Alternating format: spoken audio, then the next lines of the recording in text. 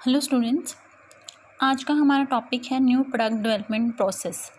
एक बहुत ही interesting topic है and it's an important topic from your exam point of view also.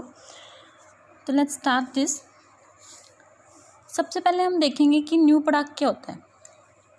A product that is new to company introducing it even though it may have been made in same form by others. एक ऐसा product जो उस company के लिए नया हो, जो उसे इंट्रोड्यूस कर रही है, चाहे वो सेम फॉर्म में पहले किसी कंपनी ने इंट्रोड्यूस कर रखा हो, बट अगर जो इंट्रोड्यूसिंग कंपनी है उसके लिए वो नया है तो वो कैसा प्रोडक्ट है? न्यू प्रोडक्ट है। जैसे कि different brands of bathing soaps introduced by each company are that way new products as it is new to company. जो डिफरेंट बाथिंग सोप्स हैं, डिफरेंट ब्रांड्स हर रोज़ आते रहते हैं, तो जो कंपनी उसे नए ब्रांड को इंट्रोड्यूस कर रही है उसके लिए वो क्या है? नया प्रोडक्ट है। अब हम देखेंगे कंज्यूमर पॉइंट ऑफ व्यू से नया प्रोडक्ट क्या है। Any product that consumers treat as an addition to the available choices made could be considered as a product, as a new product.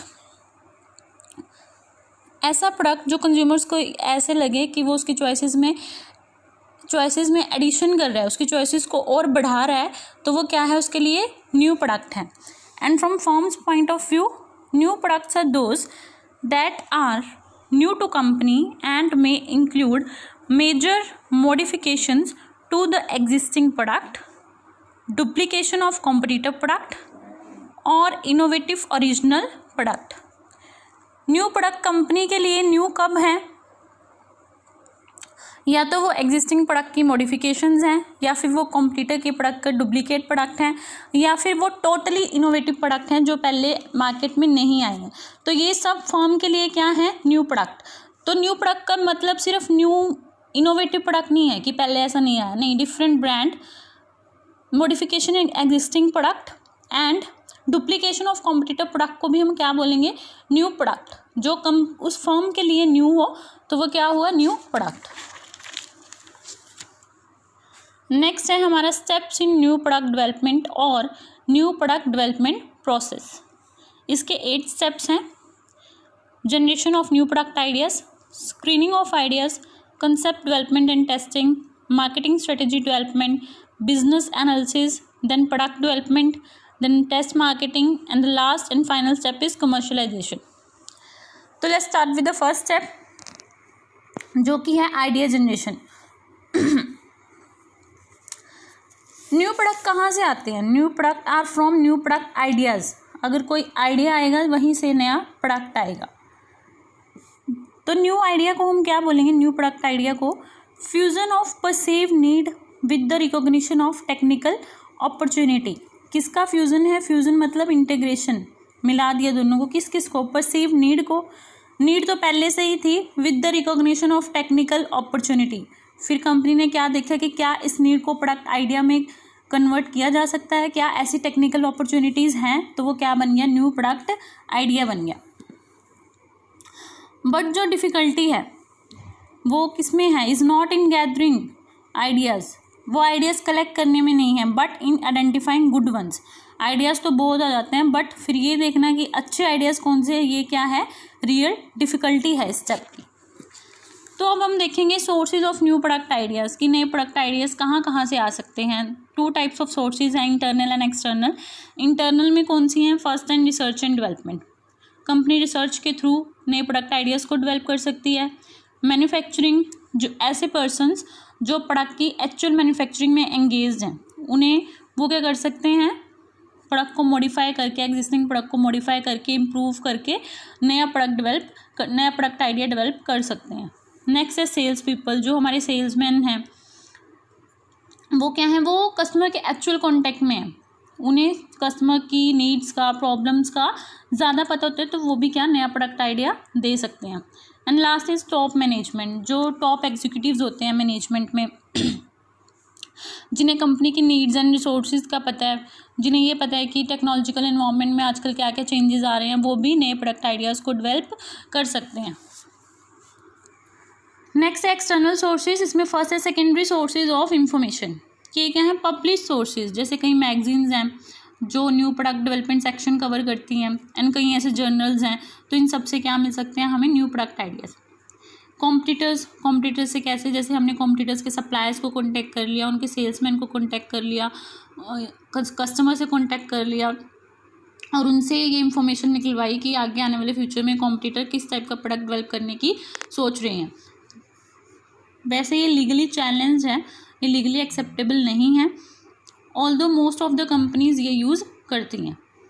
Next है कस्टमर्स को पता होता है उन्हें क्या चाहिए, उन्हें अपनी नीड्स का पता होता है, उन्हें अपनी प्रॉब्लम्स का पता होता है, तो उनकी नीड्स एंड प्रॉब्लम से हम एक नया आइडिया, नया प्रोडक्ट डेवलप कर सकते हैं। नेक्स्ट है फॉरेन मार्केट्स। फॉरेन मार्केट जैसे कई कंट्रीज़ क्या होती हैं, किन्हीं आइटम्स के प्रोडक्शन में स्पेशलाइज होती हैं, जैसे जापान इलेक्ट्रॉनिक आइटम्स में है, इटली शूज़ की आइटम्स में है। तो ये क्या है, हम इन्हीं आइडियाज़ को और इम्प्रूव करके, इन्हीं एग्जिस्टिंग प्रोडक्ट को और इम्प्रूव करके इंट्रोड्यूस कर सकते हैं। तो ये नए प्रोडक्ट आइडियाज़ यहाँ से भी हमें मिल सकते हैं। नेक्स्ट है इन्वेंटर्स कौन हैं, कई ऐसे क्रिएटिव पर्सन्स होते हैं जिनका माइंड बहुत क्रिएटिव होते हैं, उन्हें नए नए प्रोडक्ट आइडियाज़ आते रहते हैं। वो क्या करते हैं, वो बड़ी बड़ी कंपनीज़ को अप्रोच करते हैं कि हमारे आइडिया को आप एक्चुअल कंसेप्ट में कन्वर्ट करो, उन्हें लाइसेंस दो प्रोडक्शन और डिस्ट्रीब्यूशंस का। तो इन ऐसे पर्सन से भी कंपनी को न्यू प्रोडक्ट आइडियाज़ मिल सकते हैं। नेक्स्ट स्टेप है screening of ideas. First step में हमने क्या किया था, हमने ज़्यादा से ज़्यादा आइडियाज़ कलेक्ट किए थे, बट यहाँ हमने क्या करना है, रिड्यूस करना है उन आइडियाज़ को। यहाँ क्या है, स्क्रीनिंग मीन्स टू इवेल्युएट करना है कि कौन सा आइडिया अच्छा है और कौन सा आइडिया अच्छा नहीं है। यहाँ पे क्या करना है, ऐसे आइडियाज़ जो इनकंसिस्टेंट हैं किसके साथ, कंपनीज़ की पॉलिसीज़ और ऑब्जेक्टिव्स के साथ, वो हमने शुरू में ही ड्रॉप कर देने हैं। क्या कर देने हैं, ड्रॉप कर देने हैं, वहीं पे छोड़ देने हैं जो कंपनी की ऑब्जेक्टिव्स और पॉलिसी से कंपेटेबल नहीं है। एंड कई ऐसे आइडियाज़ होते हैं जो अच्छे हैं बट उन्हें हम आगे नहीं लेके जा सकते क्योंकि कुछ लिमिटेशंस हैं, हमारे पास रॉ मटेरियल नहीं है इतना, हमारे पास फाइनेंशियल रिसोर्सेज नहीं है इतनी, तो ऐसे आइडियाज़ को भी हमने वहीं छोड़ना। तो इस स्टेप में 2 ऐसी मिस्टेक्स हैं जो हर कंपनी को अवॉइड करनी चाहिए। वो कौन सी हैं, एक तो है ड्रॉप एरर एंड सेकंड है गो एरर। ड्रॉप एरर कौन सा है, कई बार हम गुड आइडियाज़ को ड्रॉप कर देते हैं क्योंकि हमें लगता है कि हमारी कंपनी का इतना पोटेंशियल नहीं है, तो हमने गुड आइडिया को वहीं पे ड्रॉप कर दिया शुरू में ही। एंड सेकंड है गो एरर। कई बार क्या होता है, पुअर आइडियाज़ को प्रोसीड कर दिया जाता है, पुअर आइडियाज़ को आगे लेके चली जाती है कंपनी। तो ये 2 एरर्स कैसे हैं जो कंपनी को अवॉइड करने चाहिए at the step screening of ideas में। तो स्क्रीनिंग ऑफ आइडियाज़ के मेनली 2 मेथड्स हैं हमारे पास। फर्स्ट मेथड है हमारा चेकलिस्ट मेथड। ये किसने डेवलप किया था, प्रोफेसर HR हैमिल्टन ने। इसमें क्या है, हमें प्रोडक्ट के फीचर्स दिए हुए हैं और हमें स्केल दिया हुआ है। स्केल है यहाँ पे 5 पॉइंट्स का, और हर पॉइंट्स को पॉइंट्स मेंशन है, जैसे वेरी गुड को 5, गुड को 4, फेयर को 3, ऐसे करके। और ये वाले प्रोडक्ट फीचर्स कौन से हैं, जैसे हम देख रहे हैं कि जो नया प्रोडक्ट आइडिया है, अगर इसको हमने प्रोडक्ट कंसेप्ट में डेवलप कर लिया तो आगे जाके इसकी सेल्स कितनी होगी। अगर हमें लगता है इसकी सेल्स अच्छी होगी, बहुत अच्छी होगी, तो हम इसको कितने मार्क्स दे देंगे, वेरी गुड। और जैसे type and number of competitors हैं, हमें लगता है कि इसके इतने कॉम्पिटिटर नहीं हैं, तो हम इसको क्या दे देंगे, फेयर। तो ऐसे करके हमने पॉइंट्स देने हैं इन फीचर्स को। तो मैक्सिमम पॉइंट कितने आ सकते हैं किसी भी फीचर्स के, अगर सभी में 5 मिले तो कितने आ सकते हैं, मैक्सिमम 9 है टोटल हमारे पास फीचर्स, तो आ सकते हैं 45। एंड मिनिमम कितने आ सकते हैं, अगर वेरी पुअर मिले हर को तो कितने आ सकते हैं, 9। तो इस मेथड का एक रूल है कि हमने उन्हीं आइडियाज़ को आगे लेके जाना है जो 27 पॉइंट से ज़्यादा अर्न करें। जिन फीचर्स के पॉइंट्स 27 से ज़्यादा होंगे उन्हें हमें आगे लेके जाना है। नेक्स्ट मेथड है हमारा आइडिया रेटिंग मेथड।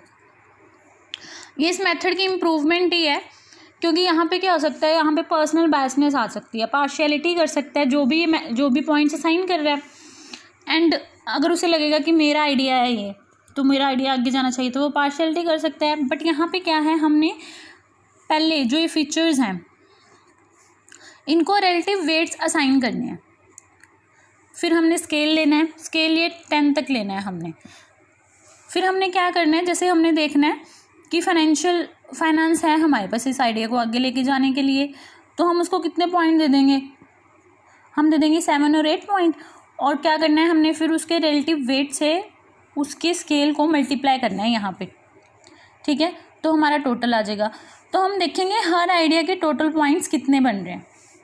फिर यहाँ हमें क्या दिया हुआ है कि अगर किसी आइडिया को 0.0 to 0.4 पॉइंट मिले हैं तो वो कैसा आइडिया है, पुअर। एंड अगर किसी आइडिया को 0.41 to 0.75 पॉइंट्स मिले हैं तो वो ठीक है, फेयर। एंड अगर किसी आइडिया को 0.76 to 1 तक पॉइंट मिले तो वो कैसा है, गुड। और यहाँ हमने स्टैंडर्ड क्या दे दिया है कि जिस भी आइडिया को 0.70 से ज़्यादा पॉइंट्स मिलेंगे उसे हमें आगे लेके जाना है। थर्ड स्टेप है हमारा concept development and testing. Concept development का मतलब क्या है, जब हम प्रोडक्ट आइडिया को प्रोडक्ट कॉन्सेप्ट में कन्वर्ट कर देते हैं उसको बोलते हैं हम कॉन्सेप्ट डेवलपमेंट। और प्रोडक्ट कॉन्सेप्ट है क्या, detailed version of idea stated into meaningful terms. जब हम आइडिया को मीनिंगफुल टर्म्स में स्टेट कर देते हैं वो क्या हमारा प्रोडक्ट कॉन्सेप्ट।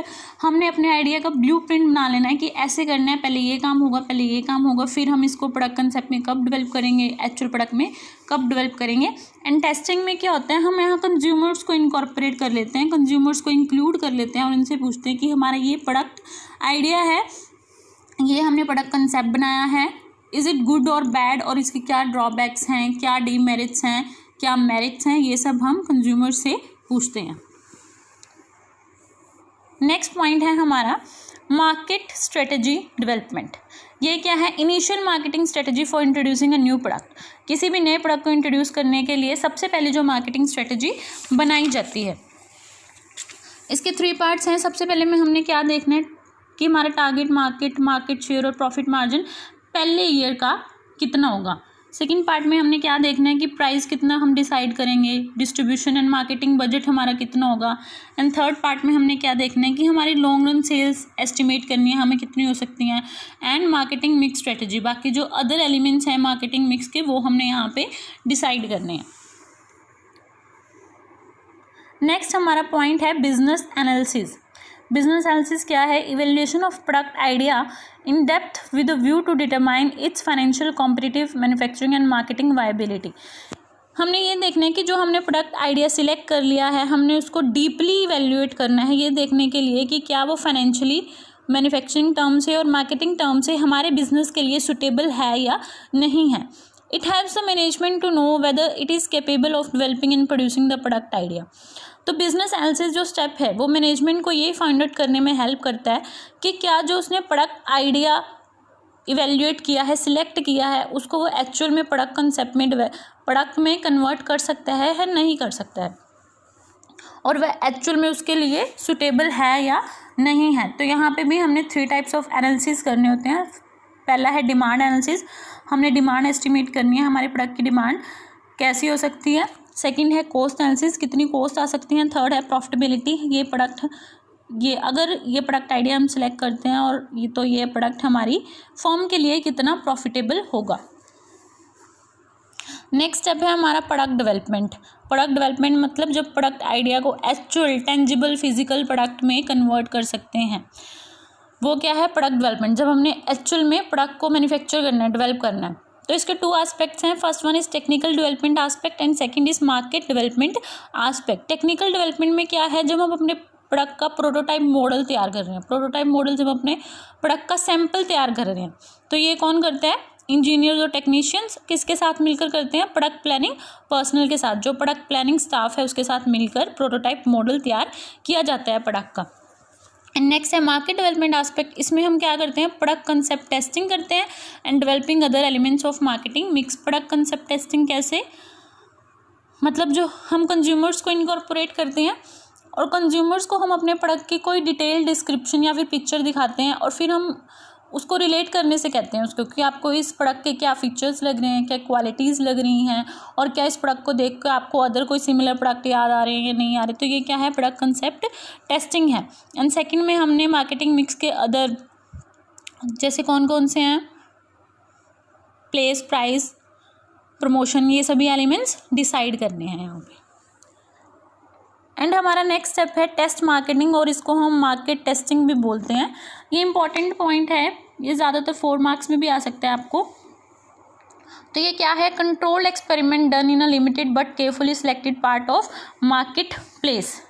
ये कंट्रोल्ड एक्सपेरिमेंट है। ये मतलब क्या है, जब हमारा प्रोडक्ट तैयार हो गया, सैंपल तैयार हो गए हैं, तो हम अपने प्रोडक्ट को पूरे मार्केट में लॉन्च ना करके सिर्फ कुछ सिलेक्टेड एरियाज़ में ही लॉन्च कर रहे हैं, ये देखने के लिए कि क्या हमारा प्रोडक्ट सक्सेसफुल है या नहीं है। पूरे मार्केट में लॉन्च नहीं करना है, सिर्फ कुछ एरियाज़ में लॉन्च करना है जो हमने सिलेक्ट किए हुए हैं, ये देखने के लिए कि क्या हमारा प्रोडक्ट सक्सेसफुल है या नहीं है। ये क्या है, ultimate test to experience an experiment with actual selling and purchase of product. यहाँ हम किस चीज़ का एक्सपेरिमेंट कर रहे हैं, प्रोडक्ट को एक्चुअल में सेल और परचेज हो रही है यहाँ पे। Means of minimising the risk of national और रीजनल लॉन्च। ये क्या है, एक ऐसा तरीका है जिससे हम या तो पूरी नेशनल लेवल पे या फिर रीजनल लेवल पे प्रोडक्ट को लॉन्च करने से पहले हम किसी कुछ एरियाज़ में लॉन्च कर रहे हैं ताकि हमारा जो रिस्क है वो कम हो सके। अगर हमारा प्रोडक्ट उन एरियाज़ में सक्सेसफुल नहीं हुआ है तो हम उसमें कुछ मॉडिफिकेशंस करके उसको लॉन्च कर सकते हैं। नेक्स्ट है हमारा लास्ट स्टेप, कमर्शियलाइजेशन। ये क्या है, जब हम एक्चुअल में प्रोडक्ट को फुल मार्केट में लॉन्च करते हैं। अगर हमारी टेस्ट मार्केटिंग सक्सेसफुल हो जाती है, टेस्ट मार्केटिंग में जो हमने कुछ एरिया सिलेक्ट किए थे वहाँ पे प्रोडक्ट का रिजल्ट अच्छा आता है, तो हम अपने प्रोडक्ट को कमर्शियलाइज़ कर देते हैं, फुल मार्केट में लॉन्च कर देते हैं। ये ऐसा पॉइंट है जहाँ पे हम अपना फुल प्लान बनाते हैं relating to product, full plan relating to mass distribution, mass production, advertising campaign, सब हम यहाँ पे बनाते हैं।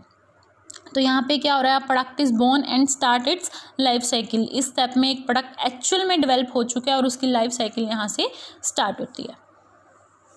तो ये था हमारा न्यू प्रोडक्ट डेवलपमेंट प्रोसेस।